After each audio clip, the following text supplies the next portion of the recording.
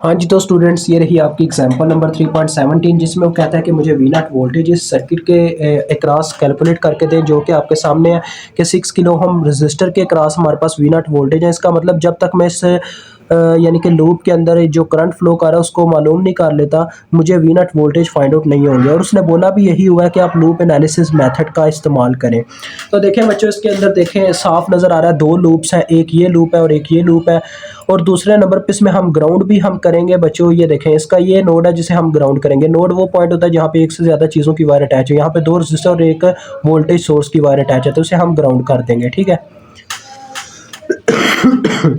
तो लिहाजा बच्चों देखें, हम दो लूप्स है तो दो करंट ले लेंगे क्लॉकवाइज डायरेक्शन में। ठीक है, हमेशा क्लॉकवाइज रखनी है। यहाँ पे I1 करंट ले लेते हैं, यहाँ पे I2। यानी कि इससे अब ये चीज़ तो क्लियर होगी कि मुझे I2 को कैलकुलेट करना होगा अगर मैं वी नॉट वोल्टेज चाहता हूँ फाइंड आउट करने।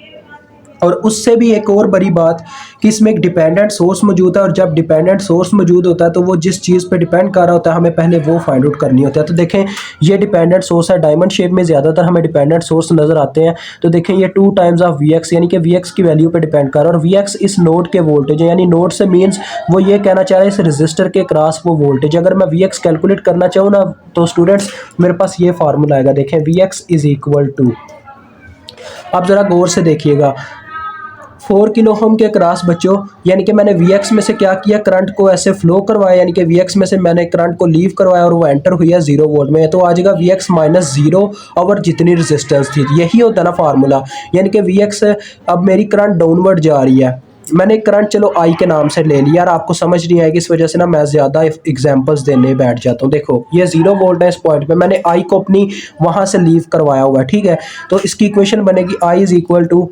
वोल्ट, कहाँ से निकली करंट, वी में से, तो वी एक्स में से निकली वी एक्स, और एंटर की 0 में, तो वी एक्स माइनस 0 जितनी रेजिस्टेंस रास्ते में आई वो आगे बटे में। तो यही बनता होता था ना।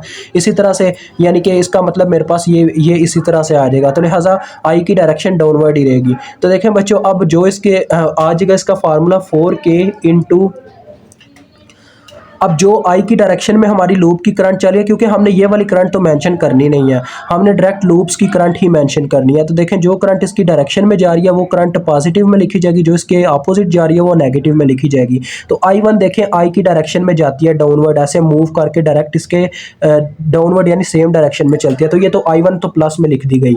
अब I2 की देखो, I2 ऐसे घूम के जा रही है, ऐसे यहीं से ही पता चल रहा है ये ऊपर की तरफ जा रही है, यानी कि अपोजिट मुखालिफ सिमत में जा रही है, लिहाजा ये लिखी जाएगी -I2। तो ये इक्वेशन आपकी बन गई वी एक्स की। हमने इक्वेशन बना ली जो डिपेंडेंट सोर्स मौजूद था। अब आप 1 बाय 1 क्या करो जी, इन पे KVL अप्लाई कर दो दोनों लूप्स पे। तो सबसे पहले मैं KVL अप्लाई करता हूँ अपने लूप 1 पे। आपने लिखना अप्लाई KVL एट लूप 1। ठीक है, KVL means Kirchhoff voltage law. हमने हर एक चीज़ के वोल्टेज लिखने। अगर आपको किसी रजिस्टर के वोल्टेज बच्चों नहीं पता तो V is equal to IR formula apply कर देना, ओहम्स लॉ।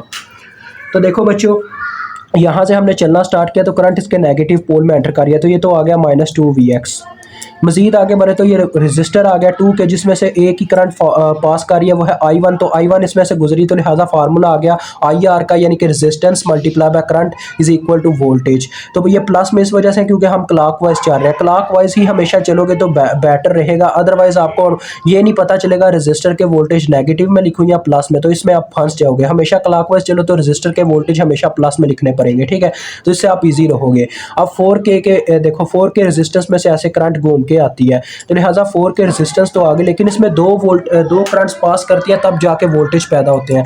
तो बच्चों, जिस लूप के ऊपर आप KVL लगा रहे होगे ना, उसी की करंट आपने पॉजिटिव रखनी है उस लूप के अंदर। ठीक है, तो देखो ये करंट जा रही है ऐसे डाउनवर्ड, जबकि I2 इसकी मुखालिफ सिमत में ऊपर की तरफ जा रही है। तो इसकी यानी कि इसकी करंट का कॉम्बिनेशन बनेगा I1 माइनस I2।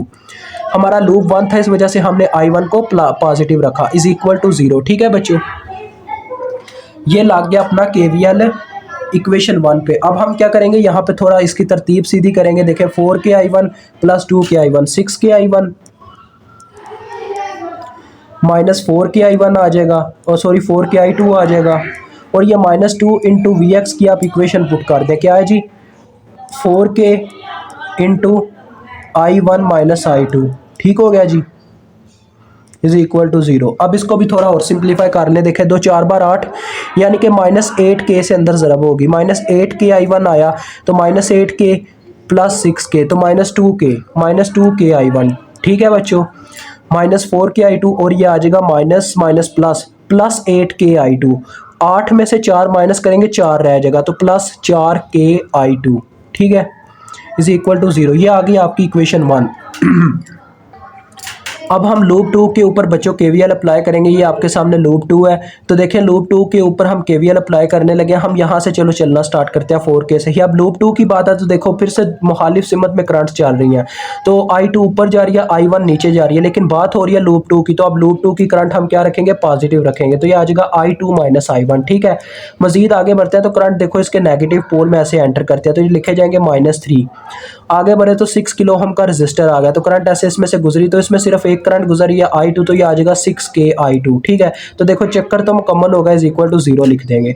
अब इसकी क्या इक्वेशन बनेगी, पहले आपने I1 वाले लिखने ताकि हम मैट्रिक्स मेथड को इजीली अप्लाई कर सके, तो -4 k I1, ठीक है बच्चों, और I2 देखो 4 k I2 + 6 k I2, तो ये बन जाएगा 10 k I2 is equal to ये 3 दूसरी जानब जाके प्लस हो गए। ठीक है, तो अब आप इसको मैट्रिक्स फॉर्म में लिख के सॉल्व करो।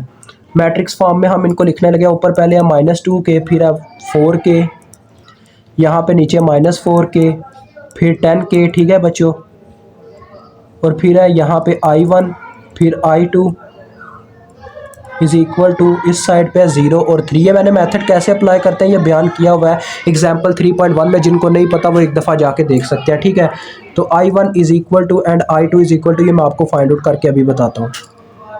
तो ये बच्चों मेरे पास I1 की वैल्यू आ गई है 3 मिली एम्पेयर, ठीक है जी, और I2 की वैल्यू आई है 1.5 मिली एम्पेयर। अब हमने मालूम करना था V0 को, तो देखें V0 की करंट थी I2। अब हम V0 के ऊपर ओहम्स लॉ अप्लाई कर देंगे, तो देखें ओहम्स लॉ के अकॉर्डिंग रेजिस्टेंस पहले चले लिख लेते हैं 6K। अब I2 प्लस में लिखी जाएगी या नेगेटिव में, ये करंट की डायरेक्शन खुद डिसाइड करती है। तो देखें करंट अपनी डायरेक्शन के अकॉर्डिंग इसके पॉजिटिव पोल में एंटर कर रही है, लिहाजा I2 प्लस में लिखी जाएगी। तो ये आ गया 6K इंटू I2 की वैल्यू जो कि 1.5 मिली है। तो देखते हैं बच्चों कितनी आती है ये। तो ये बच्चों आ रहे हैं हमारे पास 9 वोल्ट, बिकॉज मिली और किलो कैंसिल हो जाएंगे। ठीक है, तो 9 वोल्ट आ गए।